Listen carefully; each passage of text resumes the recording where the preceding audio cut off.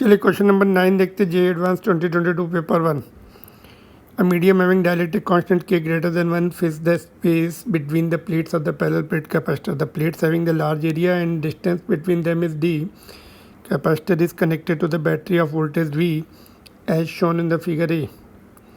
Now both the plates are moved by distance of d by 2 from their original positions as shown in the figure B. In the process of going from configuration depicted in the figure A to the figure B, which of the following statements is or correct? पहला statement क्या है? Electric field inside the dielectric material is reduced by the factor of 2K. देखिए electric field in the dielectric medium will be in fact E2 जो होती है E0 by K होती है ना, फैक्टर के से रिड्यूस होती है ना. के की जो वैल्यू होगी 1/k times of field in air हो जाएगी E2. E inside will be E0 क्या है? फील्ड इन वैक्यूम और फील्ड इन एयर. 1/k तो k यहाँ पे 2k है तो फैक्टर k, तो ये रॉन्ग हो गया आपका. And capacitance is decrease by the factor of 1/k+1. ये चेक करना पड़ेगा. देखिए इनिशियल कैपेसिटेंस कितना है? C1 is k times of epsilon not a by D. C2 निकालना है. C2 क्या हो जाएगा? Epsilon not a. देखिए दो एयर वाले पार्ट हैं d/2 तो d हो जाएगा d divided by dielectric constant of air that is 1 और दूसरा d divided by dielectric constant k. तो ये आ गया. देखिए तो ये हो गया नया कैपेसिटेंस एप्सिलॉन नॉट a. यहाँ पे क्या आ रहा है? k ऊपर आ जाएगा और d कॉमन हो गया k+1 है ना.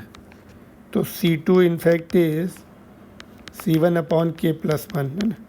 Yes, therefore option number B is correct है ना. Capacitance decrease by the factor 1/k, therefore decrease bye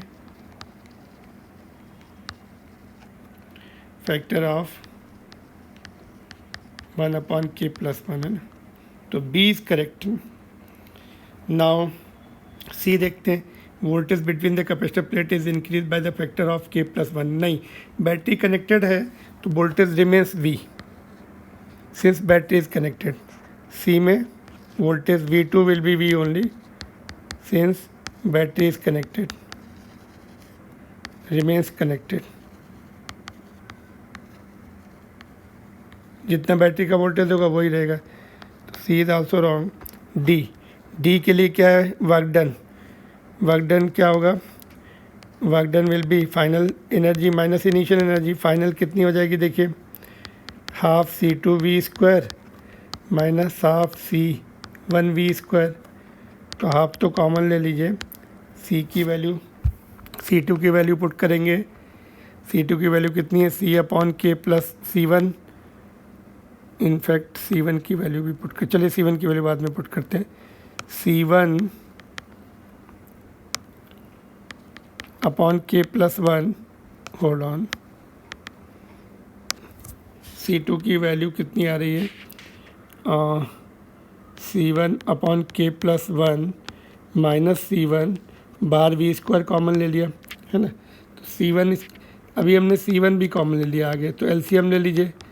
k+1 यहाँ पे 1 माइनस k -1 V². C1 की वैल्यू भी पुट कर देंगे तो ये तो कैंसिल हो गया. C1 कितना आ रहा है? हाफ.